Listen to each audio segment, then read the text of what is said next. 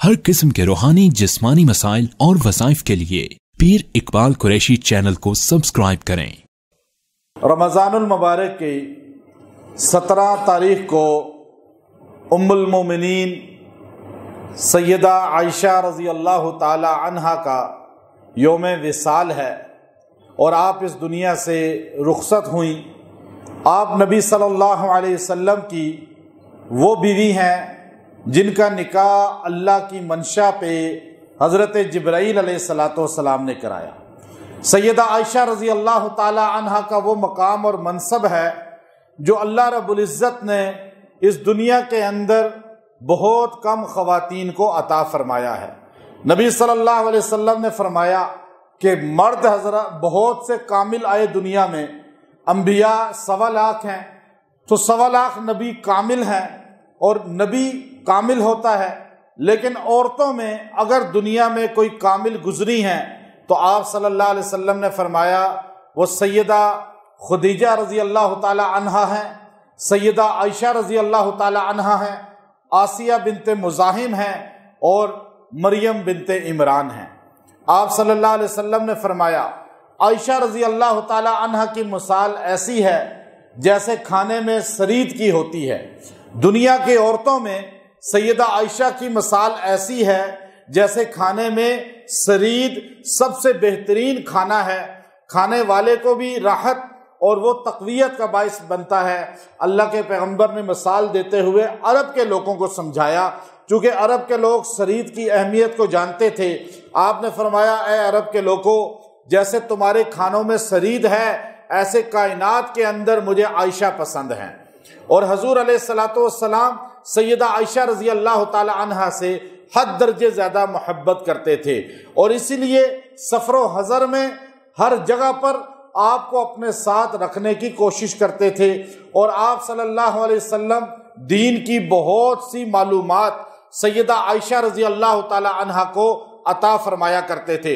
امام زہری رحمۃ اللہ علیہ جو محدث اعظم ہیں، تابعین کی جماعت کے سرخیل ہیں، وہ فرماتے ہیں کہ ہم تابعین اس بات پر متفق ہیں کہ صحابہ کل کا علم ایک طرف، سیدہ عائشہ کا علم ایک طرف ہے، اس لیے کہ 2200 سے زائد احادیث آج بھی سیاہ ستہ کے اندر سیدہ عائشہ رضی اللہ تعالی عنہا سے روایت ہیں۔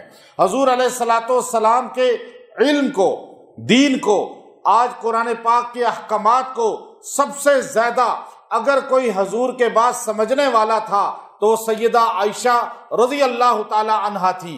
اسی لیے صحابہ کرام کی جماعت کا جب بھی کسی مسئلے میں اختلاف ہوتا، بخاری شریف اٹھا کر دیکھیے یا دیگر کتب اٹھا کر دیکھیے، آپ کو یہ چیز ملے گی کہ صحابہ اپنے مسائل کے تصفیہ کے لیے، مسائل کے حل کے لیے ام المومنین سیدہ عائشہ رضی اللہ تعالی عنہا کی بارگاہ میں حاضری دیتے، اور آپ کے فیصلے کو حجت اور آخری فیصلہ تصور کیا جاتا تھا۔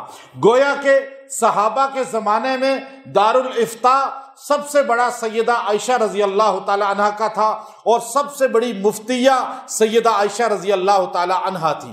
اسی لیے سیدنا معاویہ بن ابی سفیان رضی اللہ تعالی عنہ سے جب ایک مرتبہ ملک شام میں آپ دمشق کی جامع مسجد میں خطبہ جمعہ دے رہے تھے، ایک بندے نے کھڑے ہو کر پوچھا اے معاویہ، آپ کے کلام سے علم چھلکتا ہے، علم نکلتا ہوا نظر آتا ہے، آپ نے صحبت رسول اختیار کی ہے اور آپ کو رسول اللہ صلی اللہ علیہ وسلم نے اللہم علمہ الکتاب کی دعا دی ہے، آپ بتائیں کیا اس وقت روح زمین پر سب سے بڑا عالم کون ہے؟ سیدنا علی رضی اللہ تعالی عنہ کا انتقال، شہادت ہو چکی تھی، اور اس کے بعد کا یہ واقعہ ہے، اور وہ آدمی سوال کرنے والا حضرت معاویہ بن ابی سفیان سے اس لیے پوچھ رہا تھا کہ یہ اتنے بڑے عالم ہیں کہ نبی نے ان کو دعا دی ہے اللہم علمہ الکتاب، اور ان کے خطبے میں، ان کے بیان میں علم جھلکتا ہوا نظر آتا ہے۔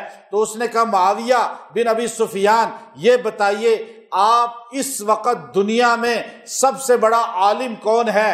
تو تو حضرت معاویہ رضی اللہ تعالی عنہ نے تھوڑی دیر کے لیے سر جھکایا اور پھر سر اٹھا کر فرمایا اس وقت روئے زمین پر سب سے بڑا عالم قرآن و سنت کا جاننے والا عالمہ سیدہ عائشہ رضی اللہ تعالی عنہا ہے۔ وہ حیران ہو گیا۔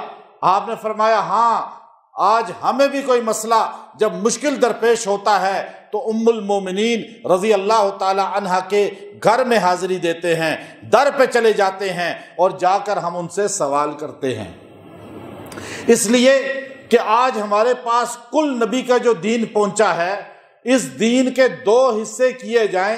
ایک دین کا وہ حصہ ہے جو دن کی زندگی کو ظاہر کرتا ہے، ایک دین کا وہ حصہ ہے جو رات کی زندگی کو ظاہر کرتا ہے، ایک دین کا وہ حصہ ہے جو نبی کی جلوت کی زندگی کو ظاہر کرتا ہے، ایک دین کا وہ حصہ ہے جو نبی کی خلوت کی زندگی کو واضح کرتا ہے، ایک وہ ہے جو نبی کی عوام کے ساتھ زندگی کو ظاہر کرتا ہے، ایک وہ ہے جو نبی کا اپنے گھر کے اندر کی زندگی کو ظاہر کرتا ہے۔ آپ دیکھیے آج دین کا ایک بڑا حصہ ہمیں صحابہ نے دیا، صحابہ نے حضور کی زندگی کا ایک ایک عمل ہمیں بتایا، اور صحابہ نے اس کے اندر ذرہ برابر بھی کوئی کمی نہیں کی، کوئی بیشی نہیں کی، کوئی خیانت نہیں کی۔ صحابہ نے ہر چیز کو امت تک پہنچایا۔ وہی چیز دین ہے جس کو صحابہ بتائیں، جس کو صحابہ نہ بتائیں وہ دین نہیں ہو سکتی۔ صحابہ بتائیں گے دین ہوگا، جس چیز کا تعلق صحابی سے کٹ جائے گا وہ دین نہیں ہوگا، اور جس کا تعلق صحابی سے جڑ جائے گا وہ دین ہو جائے گا۔ آپ دیکھیے آج ہم نماز پڑھتے ہیں، ہمیں رسول اللہ کے صحابہ نے بتایا کتنی رکعت پڑھنی ہے، صحابہ نے بتایا کیسے رکوع کرنا ہے، صحابہ نے بتایا سجدہ کیسے کرنا ہے، صحابہ نے بتایا فجر ظہر عصر مغرب عشاء کیسے پڑھنی ہے، صحابہ نے بتایا نام کیسے ہیں نمازوں کے، اوقات کیسے ہیں، صحابہ نے بتایا قضا کب ہوتی ہے، صحابہ نے بتایا وقت داخل کب ہوتا ہے، صحابہ نے بتایا تہجد کیسے پڑھنی ہے، صحابہ نے بتایا۔ آپ دیکھیے جہاد کیسے کرنا ہے، قاضی کیسے بننا ہے، جج کیسے بننا ہے، مجاہد کیسے بننا ہے، جرنیل کیسے بننا ہے، ہر چیز کا ہمیں صحابہ نے بتایا رسول اللہ کی زندگی کو دیکھ کر۔ لیکن حضور کی ایک زندگی ہے جس کا تعلق جلوت کے ساتھ ہے، دن کے ساتھ ہے، معاشرے کے ساتھ ہے، لوگوں کے ساتھ ہے، وہ تو صحابہ نے متفرق طور پر ہمیں بتایا۔ ایک ابو ہریرہ ہیں جن سے 5000 حدیثیں مروی ہیں، اور دیگر صحابہ ہیں جنہوں نے اسی طرح تھوڑی تھوڑی احادیث کو امت تک پہنچایا۔ لیکن سارے صحابہ نے جلوت کو ظاہر کیا، سارے صحابہ نے دن کی زندگی کو ظاہر کیا، لیکن سیدہ عائشہ واحد وہ خاتون ہیں، مسلمانوں کی ماں ہیں، مومنوں کی ماں ہیں، جنہوں نے حضور کی خلوت کی زندگی بتائی، راتوں کی زندگی بتائی، بستر کی زندگی بتائی، گھر کی زندگی بتائی۔ سیدہ عائشہ نے بتایا حضور بچوں کے ساتھ سلوک کیسے کرتے تھے، سیدہ عائشہ نے بتایا حضور بیویوں کے ساتھ سلوک کیسے کرتے تھے، سیدہ عائشہ نے بتایا کہ حضور علیہ السلام گھر میں کیسے زندگی گزارتے تھے، گھر میں کیسے سوتے تھے، بستر کیسے بچھاتے تھے، کروٹ کیسے لیتے تھے، تہجد کیسے پڑھتے تھے، روتے کیسے تھے، رات کی عبادت کیسی تھی، امت کا درد کیسا تھا، بیویوں سے سلوک کیسا تھا، معاشرتی زندگی کیسی تھی۔ آپ کے رات کی زندگی کو، بستر کی زندگی کو، خلوت کی زندگی کو اگر نصف کہا جائے تو جھوٹ نہیں ہوگا۔ یہ سارے صحابہ نے نصف دین پہنچایا، سیدہ عائشہ نے نصف دین امت کو دیا۔ آج نصف دین ہمارے پاس سیدہ عائشہ رضی اللہ تعالیٰ عنہ کا پہنچایا ہوا ہے۔ حضور کی ایک ایک ادا، حضور کی ذاتی زندگی کا، حضور کے غسل کا طریقہ، حضور کا ایک ایک استنجا خانے میں جانے کا طریقہ، حضور کا رات میں اٹھ کر وضو کرنے کا طریقہ، ایک ایک چیز کو امت تک پہنچا دیا۔ اس لیے کہ حضور عالمی، حضور کا دین عالمی، حضور علیہ السلام کا کتاب عالمی، اور حضور کا شریعت بھی عالمی، طریقے بھی عالمی۔ آج قیامت کی صبح تک دنیا کا کوئی مسلمان نہیں کہہ سکتا کہ میرے پاس اس طریقے کا، یہ جو نبی کی سنت ہے یا نبی کا طریقہ اس لحاظ سے، اس کام کے لحاظ سے، ان دنوں کے لحاظ سے، اس دور کے لحاظ سے میرے پاس نہیں ہے۔ آپ کو ہر دور میں نبی کی سنت ملے گی، اور بتانے والے صحابہ ہوں گے یا حضور کی ازواج ہوں گی۔ اب آپ دیکھیے سیدہ عائشہ وہ خاتون ہیں جن کو قرآن نے مومنوں کی ماں کہا، النبی اولا بالمؤمنین من انفسہم وازواجہ امہاتہم، نبی کی زوجہ جتنی ہیں یہ مومنوں کی مائیں ہیں۔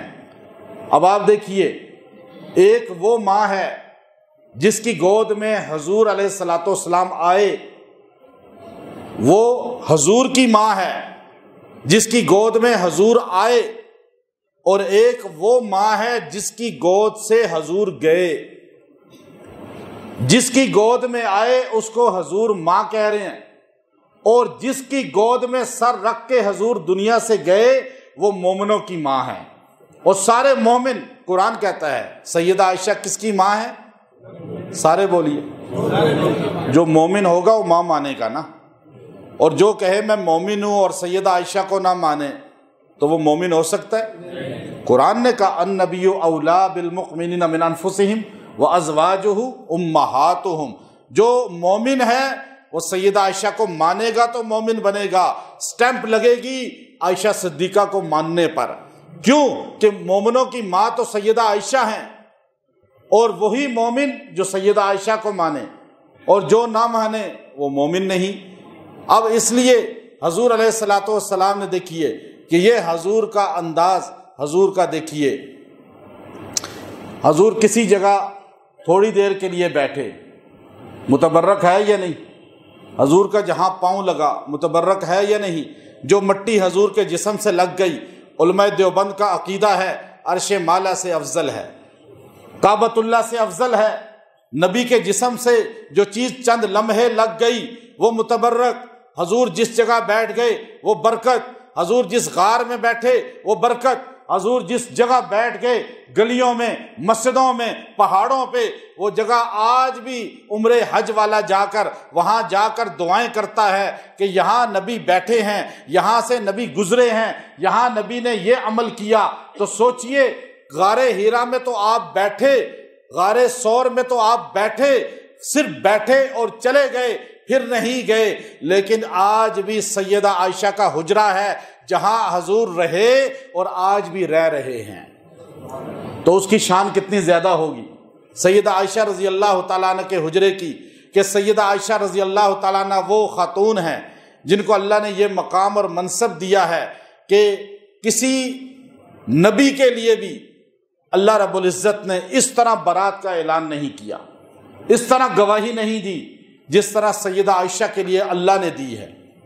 اب الزام لگا حضرت یوسف پیغمبر پہ، تہمت لگتی ہے، تہمت لگی حضرت مریم علیہ السلام پہ، مریم بھی پاک دامن ہیں، یوسف بھی پاک دامن ہیں، یوسف بھی کامل ہیں، مریم علیہ السلام بھی کامل ہیں، ان پہ تہمت لگتی ہے۔ تو بچہ وشاہد شاہد من اہلیہا، یوسف علیہ السلام کے لیے ایک بچہ پگوڑے میں بولتا ہے کہ ان کانا قمیصہ، آپ قمیص کو دیکھیں، آپ باتوں کو نہ دیکھیں۔ اے عزیز مصر، بچہ جھولے میں چند دن کا بولا کہ یوسف پہ تہمت لگ گئی ہے، اب تہمت کو کون دور کرے؟ کوئی بندہ نہیں جو گواہی دے۔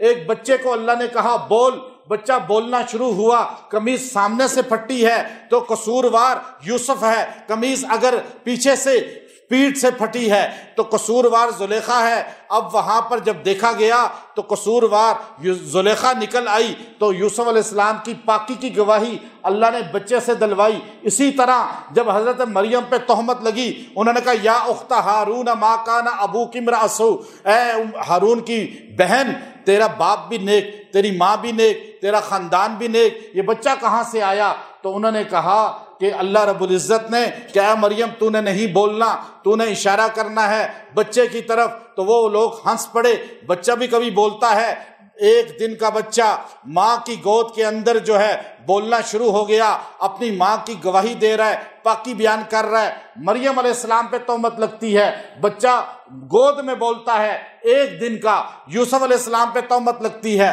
بچہ جھولے میں بولتا ہے چند دن کا۔ لیکن جب تہمت لگتی ہے، الزام لگتا ہے، جب جو ہے تنقید کی جاتی ہے حضرت سیدہ عائشہ صدیقہ رضی اللہ تعالی عنہا پر، اور لوگ یہ اعلان کرتے ہیں، چند منافقین مدینہ کے اندر جن میں مصطح بھی شامل تھے، عبداللہ ابن ابی رئیس المنافقین نے یہ بات مدینہ میں مشہور کرا دی کہ سیدہ عائشہ غزوہ بنی مستلق میں حضور کے ساتھ تھی، اور پھر وہ قضاء حاجت کے لیے اس جھولے سے، وہ جو ڈولی نما تھا کجاوا رکھا ہوا، اس کجاوے سے نکل کر چلی گئیں اور قضاء حاجت کرنے میں مصروف ہو گئیں۔ لیکن یہاں صحابہ کو نہیں پتہ چلا کہ اس کجاوے کے اندر سیدہ عائشہ نہیں ہے، حضور کو نہیں پتہ چلا کہ اس کے اندر نہیں ہے، چونکہ کل علم غیب اللہ کے علاوہ تو کوئی نہیں جانتا، پتہ چل جاتا کہ اس کے اندر عائشہ ہیں یا نہیں۔ حضور نے فرمایا اونٹ کو کھڑا کرو، اونٹ کھڑا ہو گیا، اونٹنی کھڑی ہو گئی۔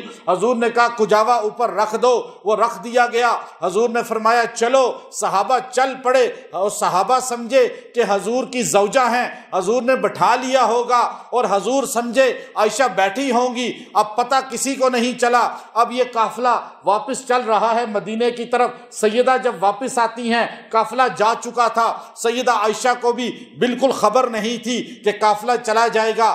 آپ نے وہی چادر لپیٹی اور وہاں پر لیٹ گئی۔ تھوڑی دیر کے بعد قافلے کے پیچھے ایک سالار پیچھے رہتا تھا، اور وہ سالار جو تھا وہ گری پڑی چیزیں اٹھا کر قافلے والوں کو پہنچاتا تھا۔ تو صفوان بن معطل رضی اللہ تعالیٰ عنہ صحابی تھے، وہ پیچھے رہ گئے۔ انہوں نے دیکھا کہ یہ کوئی پوٹلی رکھی ہوئی ہے یا کوئی سامان رکھا ہوا ہے۔ انہوں نے جب قریب ہوئے دیکھا یہ تو خاتون ہیں، اور وہ ایک دم جو انہیں محسوس ہوا کہ سلام کی وجہ سے کہ یہ سیدہ عائشہ ہیں، ام المومنین ہیں، تو وہ اسی وقت جو ہے سائڈ پر ہو گئے اور اپنے گھوڑے کو بٹھا دیا۔ سیدہ عائشہ گھوڑے پہ بیٹھ گئیں، اور وہ گھوڑے کو مہار پکڑ کر چلتے چلتے مدینہ پہنچ آئے۔ 1-2 دن لگ گئے مدینہ پہنچنے میں۔ اب مدینہ پہنچے، مدینہ کے اندر یہ بات مشہور کر دی منافقین نے، چونکہ سیدہ عائشہ رضی اللہ تعالی عنہ کے دشمن اس زمانے میں بھی منافق تھے، اور پتہ چلا جو ام المومنین کا بے ادب ہوگا، گستاخ ہوگا، اس کا تعلق مومنین سے نہیں بلکہ منافقین سے ہوگا۔ اب انہوں نے مشہور کیا کہ یہ صفوان کے ساتھ آئی ہیں، اور یہ اکیلی آئی ہیں، اور یہ خود پیچھے رہ گئی تھی۔ اب یہ خبر مشہور کی، مدینے میں اتنی پھیل گئی کہ سیدہ عائشہ رضی اللہ تعالی عنہا کو نبی صلی اللہ علیہ وسلم نے جو ہے بات چیت کم کر دی۔ حضور علیہ السلام پہ بھی گراں گزرا۔ اب آپ فرماتی ہیں میں نے اجازت مانگ لی، میں نے کہا میں اپنے گھر چلتی ہوں، ابو بکر صدیق رضی اللہ عنہ کے گھر۔ آپ نے کہا فوراً جاؤ۔ پہلے اجازت نہیں دیتے تھے، کہتے تھے نہ جاؤ، رکو یہاں پر۔ اور ویسے بھی یہ خود بھی نہیں جاتی تھی۔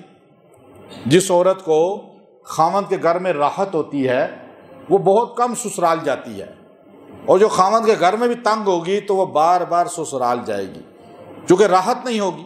سیدہ عائشہ فرماتی ہیں مجھے اتنی راحت تھی کہ میں گھر جاتی ہی نہیں تھی اپنے والدین کے، ابو مجھے آ کے ادھر ہی مل لیتے تھے، والدہ قریب قریب ہی تھے، تو کہتے میں نہیں جاتی تھی۔ اور حضور سے جب میں کہتی یا رسول اللہ میں جاؤں، تو آپ کہتے ابھی تو آپ گئی تھی کچھ دن پہلے، پھر مرضی ہے آپ کی۔ جب حضور یوں کہتے میں پھر رک جاتی، لیکن آج جب میں نے کہا یا رسول اللہ مجھے اجازت دیں، حضور نے فوری کہا چلی جاؤ، ہو آؤ۔ کہتی ہیں میں بڑی پریشان ہو گئی کہ حضور کا تھوڑا سا بولنے کا سٹائل بھی ناراضگی کا ہے۔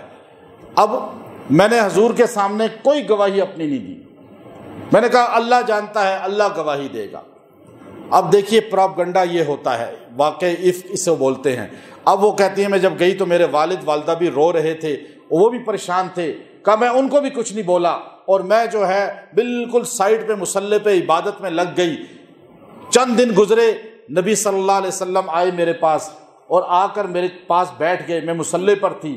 میرے پاس آ کر حضور نے فرمایا یا عائشہ ان کنتی الممتی فتوبی الی اللہ، اے عائشہ اگر آپ سے یہ خطا ہوئی ہے تو توبہ کرو، میں بھی اللہ سے توبہ کروں گا، اللہ معاف کر دے گا۔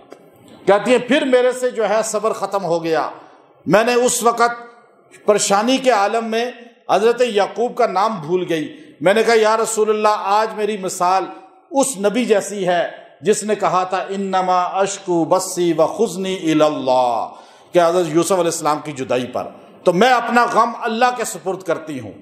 کہا حضور چلے گئے، اور پھر اس کے بعد حضور مسجد نبوی میں ایک دن بیٹھے، صحابہ کو جمع کیا.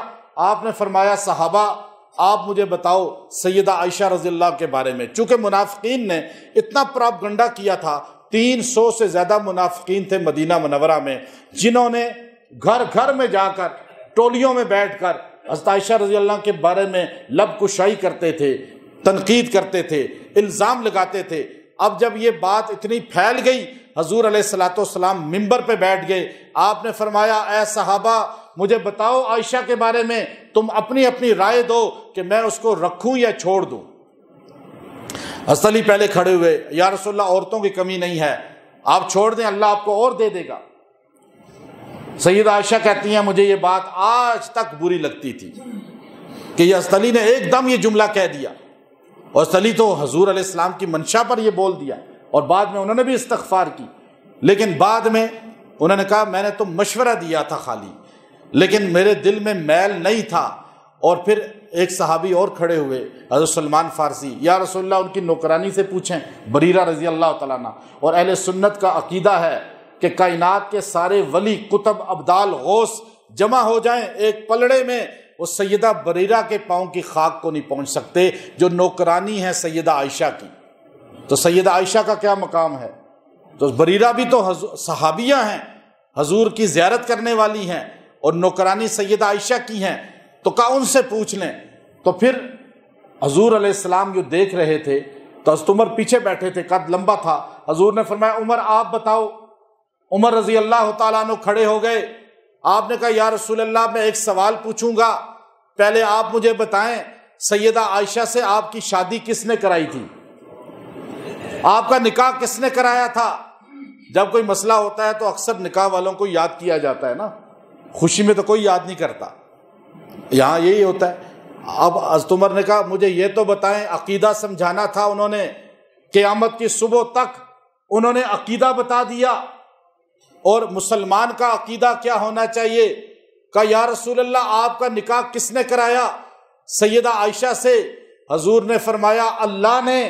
کہا یا رسول اللہ جو اللہ آپ کے جسم پر گندی مکھی نہیں بیٹھنے دیتا، جو آپ کے جسم پر مچھر کو نہیں بیٹھنے دیتا، میل نہیں آنے دیتا، بدبو نہیں آنے دیتا، وہ اللہ آپ کے بستر پہ غلط عورت کیسے آنے دے گا؟ ھذا بہتان عظیم. میرا دل کہتا ہے یہ بڑا بہتان ہے. جو فرش پہ عمر نے کہا وہی چند لمحوں کے بعد عرش سے قرآن بن کے نازل ہو گیا. اللہ نے وہی جملہ کہا ھذا بہتان عظیم. اور ایک آیت نہیں، 2 آیتیں نہیں، چونکہ مریم بنت عمران کے لیے بچہ بولا، یوسف بن جو ہے یعقوب کے لیے بچہ بولا، لیکن یہاں مسئلہ حضور کی ذات کا تھا، حضور کی اپنی زندگی کا تھا. اس لیے کہ قرآن نے کہا الخبیثات للخبیثین، کہ جو مرد ناپاک ہوگا عورت اسے ناپاک ملے گی، جو عورت نجس ہوگی مرد اسے غلط ملے گا، جو عورت پاک ہوگی مرد اسے پاک ملے گا، جو مرد پاک ہوگا عورت اسے پاک ملے گی. یہ قرآن کا فیصلہ ہے. امام ابو یوسف نے فرمایا جو عائشہ صدیقہ کی توہین کرے گا وہ واجب القتل ہے، اس لیے کہ اگر نبی پاک ہے تو نبی کی ساری بیویاں پاک ہیں.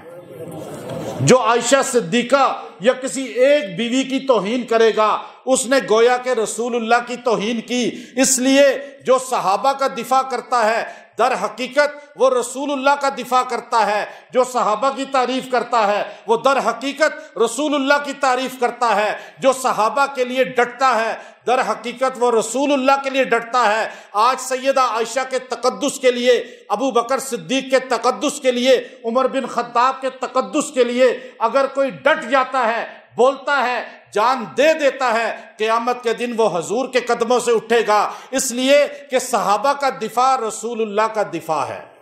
قرآن نے کہا، امام ابو یوسف نے کہا کہ جس نے عائشہ صدیقہ کی توہین کی، صحابیات میں سے کسی کی توہین کی، تو اس نے گویا کہ کس کی توہین کی؟ رسول اللہ صلی اللہ علیہ وسلم کی. تو فرمایا آپ کا جسم پاک تو آپ کا بستر کیسے پاک نہ ہو؟ تو حضور علیہ السلام پہ قرآن نازل ہونا شروع ہوا. چند دنوں کے بعد قرآن اترنا شروع ہوا، اور مسئلہ تھا حضور کے حرم کا. تو ایک آیت نہیں اتری، 2 آیتیں نہیں اتری، 2 رکوع 18 آیتیں اترتی ہیں سورہ نور کے اندر. اللہ 18 آیتیں اتار کر ایک لفظ ہی بہت تھا، ایک آیت ہی بہت تھی، لیکن اللہ کو پتہ تھا سیاہ دل والے آئیں گے اس امت کے اندر بھی کچھ لوگ جو ٹی وی پہ بیٹھ کر، سکرینوں پہ بیٹھ کر توہین کریں گے سیدہ عائشہ کی، اور اپنی ماں کے بارے میں ایسا لفظ کہیں گے جس ماں کو اللہ نے عرش سے ماں کہا ہے مومنوں کی، تو وہ کتنا بے ادب ہے، گستاخ ہے، ناخلف ہے، ذلیل ہے، رسوا ہے جو اپنی ماں کی قدر نہ کرے۔ باپ نے کہا، چچا نے کہا، تایا نے کہا، دائی نے کہا، ڈاکٹر نے کہا، نرس نے کہا کہ یہ تمہاری ماں ہے تو اس کے قدموں تلے جنت ہے، اور جس کو اللہ نے ماں کہا ہے تو اس کے قدموں تلے جنت کیا، اس کے ماننا ایمان کی کسوٹی ہے۔ اگر اس کی توہین کرے گا جنت میں کبھی نہیں جائے گا، چاہے تہجد گزار ہو، جتنا دیندار کیوں نہ ہو۔ تو اب آپ دیکھیں سیدہ عائشہ رضی اللہ تعالی عنہا، جن کے لیے یہ قرآن اترتا ہے، جن کو حضور علیہ السلام جب آخری وقت آتا ہے حضور علیہ السلام کا، آپ ہر جگہ ساتھ رکھتے تھے۔ حجرے آپ نے بنائے ہوئے تھے تمام ازواج کے، 9 حجرے تھے، جہاں آج روضہ رسول ہے یہ سارے حجرے تھے، اور ادھر حجرہ پہلے سیدہ عائشہ کا رکھا ہوا تھا جہاں آج قبر مبارک ہے، جہاں نبی صلی اللہ علیہ وسلم کی قبر ہے یہاں حجرہ تھا سیدہ عائشہ کا، پھر سیدہ حفصہ، سیدہ سودا، سیدہ جو ہے زینب، اور ساری ازواج کے حجرے ساتھ۔ اور کتنے حجرے تھے حضور کے ازواج کے؟ کوئی اتنے بڑے حجرے نہیں تھے، گھر نہیں تھے، بلکہ کمرے تھے۔ اتنا چھوٹا کمرہ تھا بیڈ روم حضور کا کہ سیدہ عائشہ فرماتی ہیں کہ رات کو تہجد جب حضور پڑھتے تھے تو میں ٹانگیں پھیلا کر لیٹی ہوتی تھی، حضور کھڑے ہو کے تہجد کی نیت کرتے تھے، اور جب حضور سجدے کے لیے جانا ہوتا تو میرے گھٹنوں پہ ہاتھ رکھتے تو میں ایک دم ٹانگیں سمیٹ لیتی اور حضور سجدہ کرتے۔ حجرہ اتنا چھوٹا سا تھا۔ ہمارے نبی کی زندگی میں اتنے بڑے بڑے بیڈ روم نہیں تھے، اتنے بڑے بڑے محل نہیں تھے، لیکن ازواج مطہرات نے اس حالت میں نبی کا ساتھ دیا۔ آج دین حضور علیہ السلام نے جتنی عورتوں سے شادی کی ہے، ماں سوائے سیدہ عائشہ کے کوئی کنواری نہیں تھی، باقی ساری طلاق یافتائیں تھیں یا مطلقہ تھی۔ حضور علیہ السلام نے آپ سے نکاح اس لیے کیا کہ آپ کے دین کو اللہ نے باقی رکھنا تھا، قرآن کی حفاظت کرانی تھی۔ سیدہ عائشہ واحد حضور کی بیوی ہیں جو حافظہ قرآن ہیں، وہ واحد ہیں جو ایک بات سن لیتی تھی، حفظ کر لیتی تھی، یاد کر لیتی تھی، حدیثوں کی حافظہ تھی، قرآن کی حافظہ تھی۔ اللہ نے آپ کو کمال دیا تھا، اور حضور علیہ الصلاۃ والسلام ان سے حد درجے محبت کرتے تھے۔ حضور علیہ الصلاۃ والسلام اور ان سے محبت بہت زیادہ کرتے تھے۔ یہی وجہ ہے جب آخری وقت آیا، مرض الوفات، آپ علیہ الصلاۃ والسلام بیمار ہو گئے۔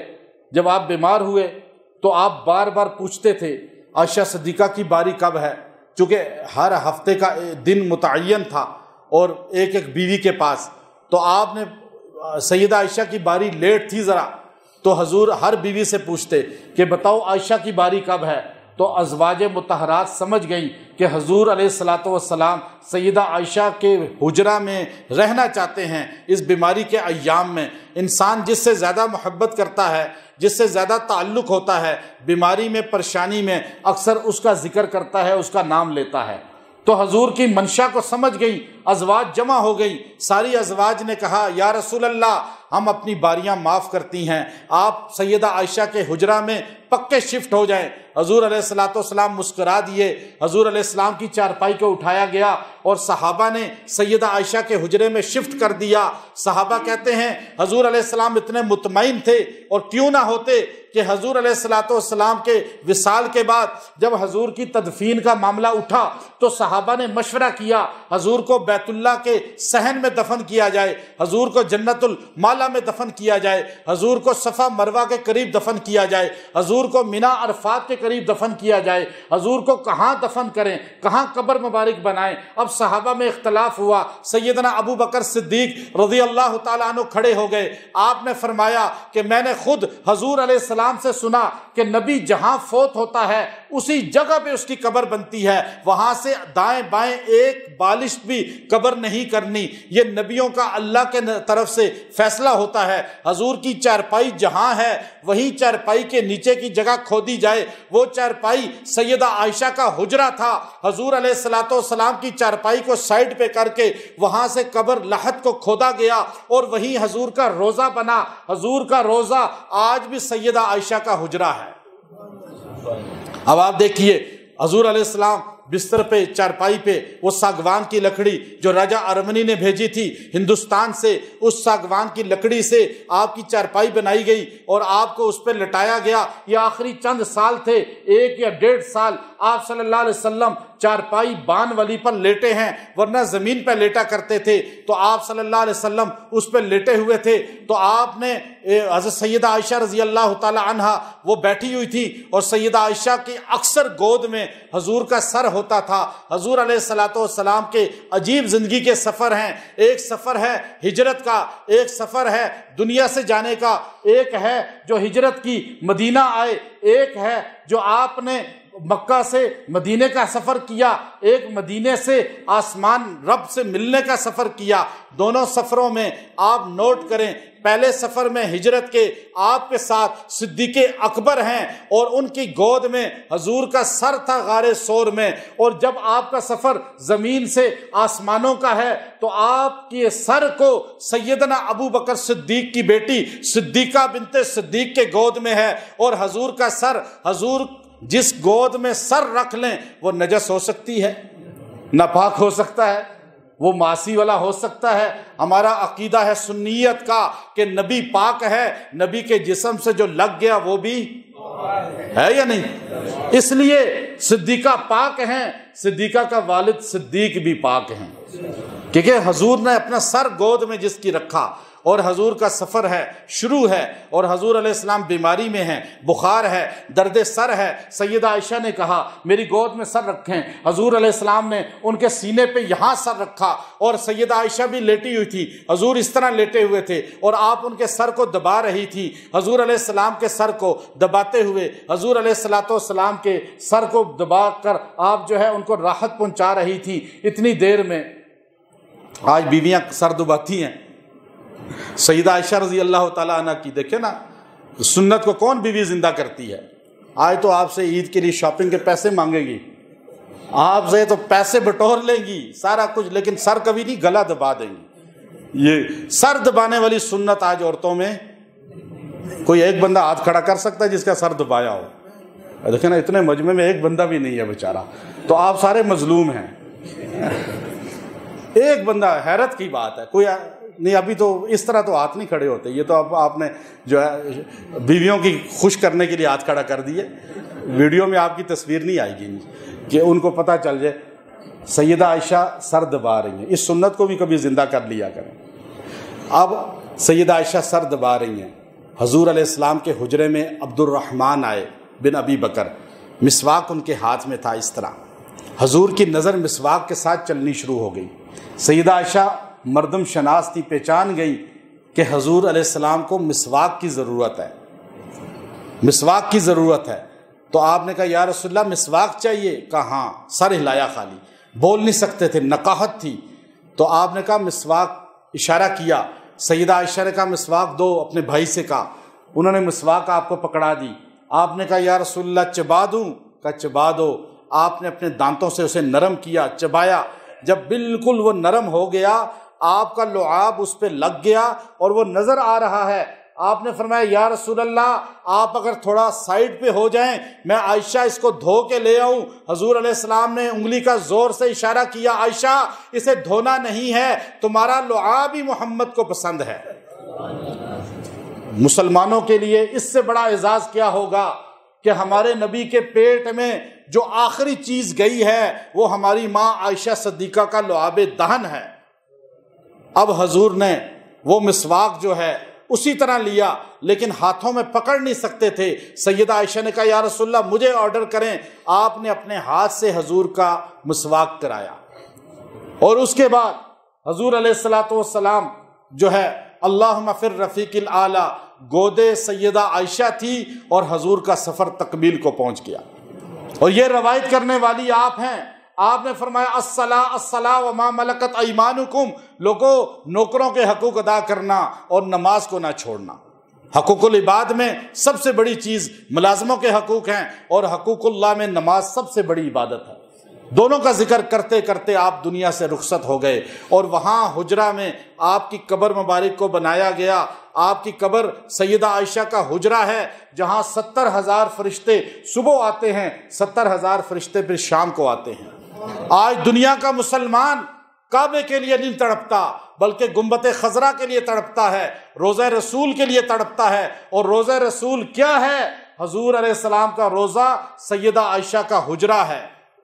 اور حضور نے فرمایا میں جہاں پہ ہوں یہ جنت کا ٹکڑا ہے۔ جس جنت کے ٹکڑے کو سیدہ عائشہ کے حجرے کو کہا گیا، تو کیا عائشہ صدیقہ خود جنت سے محروم ہو گئی؟ سیدہ عائشہ رضی اللہ عنہا کے حجرے کو حضور نے جنت کا ٹکڑا کہہ دیا۔ اور پھر حضور کے ساتھ جو آج بھی آرام کر رہے ہیں وہ بھی جنت کے اندر سوئے ہوئے ہیں، ابو بکر و عمر رضی اللہ تعالیٰ عنہم۔ تو سیدہ عائشہ رضی اللہ تعالیٰ عنہا کے مناقب، فضیلت، شان اتنی زیادہ ہے کہ چند منٹوں یا گھنٹوں میں انسان اس کا احاطہ نہیں کر سکتا، لیکن ہم ان کی شان اس لیے بیان کرتے ہیں کہ ان کی شان بیان کر کے ہم ان کے غلام سچے بن جائیں، قیامت کے دن ہماری شفاعت کا یہ باعث بن جائے گا۔ تو اس لیے صحابہ کی تعریف کرنا، ازواج مطہرات کی تعریف کرنا، ازواج مطہرات میں بالخصوص سیدہ حفصہ رضی اللہ تعالی عنہا، سیدہ عائشہ رضی اللہ تعالی عنہا، سیدہ ام حبیبہ رضی اللہ تعالی عنہا، ان کا ذکر کرنا یہ انسان کی منافقت کو ختم کرتا ہے، منافقت کو ختم کرتا ہے۔ اس لیے جو سیدہ عائشہ رضی اللہ تعالی عنہ کا ذکر ہے یہ اس وقت بھی منافقوں کو پسند نہیں تھا، اسی لیے تو تہمت لگائی، اور آج بھی منافقین کو پسند نہیں ہے۔ اگر کسی آدمی کے ایمان کو دیکھنا ہے تو ذکر عائشہ کر کر دیکھے، ذکر عائشہ جس مجلس میں ہوگا وہاں سے منافقت ختم ہو جائے گی۔ یہ کسوٹی ہے ایمان اور منافق کی، جیسے ذکر علی بھی کسوٹی ہے، ذکر عمر بھی کسوٹی ہے، ذکر ابو بکر صدیق بھی کسوٹی ہے، اور ذکر عائشہ رضی اللہ تعالی عنہا بھی کسوٹی ہے۔ اللہ ہمیں سچا اور سچا ان کا غلام بنائے، اور ان کی زندگی سچی ہمیں گزارنے کی توفیق عطا فرمائے، اور ان کی زندگی اپنانے کی توفیق عطا فرمائے۔ وآخر دعوانا ان الحمد للہ رب العالمین۔